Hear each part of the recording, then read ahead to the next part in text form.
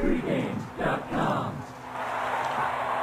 Monday Night Football wraps up this week's card. We got the Chiefs at Pittsburgh to battle the Steelers. Pregamelines.com says Pittsburgh is a 12-point favorite with a total of 42. And Brian, 2 nights a week, Vegas Runner is on First Preview Radio with me as the co-host, and every night, at least once, he says, "Gonna sprinkle a little something on the money line on the underdog." I got a feeling that you're not going to sprinkle a little something on the underdog in this one. Piss on that dog. We talked earlier about Dallas and Philadelphia, two teams you can't trust. You can't trust Kansas City, and believe me, I've lost enough money on Kansas City this year. In every game they played this year, they've had a double digit, pretty close. They've had a turnover margin negative of -2 or more. One game they didn't, they lose that game by 28 points. This is not a good football team, and we get to watch them on national TV here. And even better, Romeo Cornell with extra time to prepare. Good point. Think about that. Yeah, this is ridiculous at this point. I mean, is there anybody out there, and we do this for a living, if you talk to anybody who's going to play the Chiefs here, the line's sitting at 12.5. This line's going to close 14 once the public gets involved on Monday Night Football. And Todd Haley was the coach of Kansas City 2 years ago. 2 years ago, Kansas City Chiefs are 10-6. He gets fired. Now he's the offensive coordinator at Pittsburgh. One of our friends, Joe Fortenbaugh, pointed this out. He hates Kansas City. He's so upset about getting fired.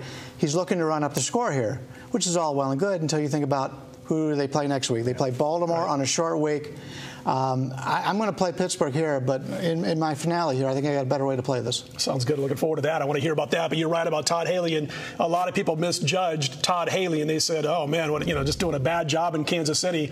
Now that we know how bad Kansas City is, Todd Haley doesn't look that bad as a head coach, and I'm sure there's a few fans sitting on their tuchus at Arrowhead Stadium every week that would be very happy to have Todd Haley back on the sideline. I'm stealing that line, by the way, about Romeo Cornell. But, Marco, at one point this season, a few games ago, the Kansas City Chiefs would outgain their opponents at least. They would lose because of the high amount of turnovers going against them. But now they're not even doing that. They're terrible on the opposite side of the football, even when they hang on to the football. It's a dead man walking, Romeo Cornell, he's going to be gone. The question is, will they pull the plug mid-season, during the season, or are they going to wait till the end of the season? It's done, and he's lost the team. They have no confidence. The quarterback, Matt Gallagher, he's only in there by default right now.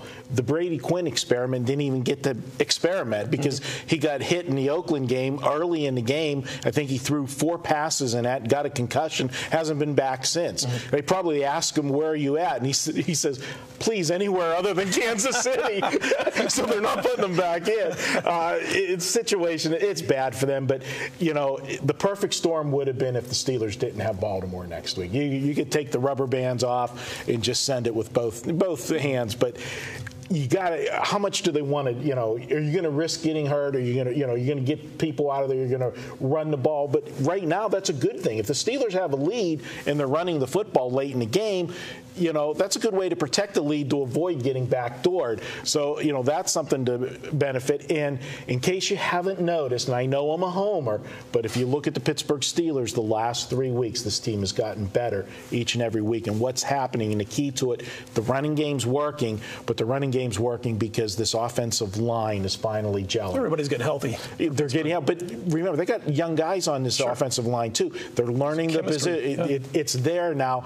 This is going to be a team that you're not going to want to face at the end of the season. I said something the other night on the show. I think it was probably the Sunday night recap of last weekend, and I said, to me, the Pittsburgh Steelers are going to be the best team in football by the end of this season. I really believe that. Anyway, enough of the small talk. Your free play, Brian. All right, if you're playing the Monday Night Football, I think there's only one way to look, and that's Pittsburgh. But this is what I'm going to take a look in this game. Based on Haley's comments, wanting to run up the score here, he's going to want to run up the score when it matters, and that's in the first half. So I'll be playing Pittsburgh in the first half, probably get something like an 8 or something in that effect. And then the second half, I'm going to take a look at playing this game under, because I'm assuming Kansas City's not going to score a touchdown. The only time I score a touchdown is the last second. Kill me in that game against San Diego last week. They're not going to be able to score on Pittsburgh. So it's going to be a situation. The defense is very proud. Defense will play very good this entire second half. And the offense will just want to get out of there, get healthy, with Baltimore coming up in 6 days. First half Pittsburgh, second half under. That's the way I'm going to take a look at it. Sounds good to me. I bet you that Dick LeBeau's not staying up all night worried about Romeo Crennel having an extra week off to prepare that offense. One quick stat. Oh, go ahead. Yeah. Pittsburgh has won 14 straight Monday night games at home. Outstanding. What's the spread? Do you have the spread? I don't have the against the spread. You're going to lay the 2001 I'm going to do money line. He's going to sprinkle a little something on the money line.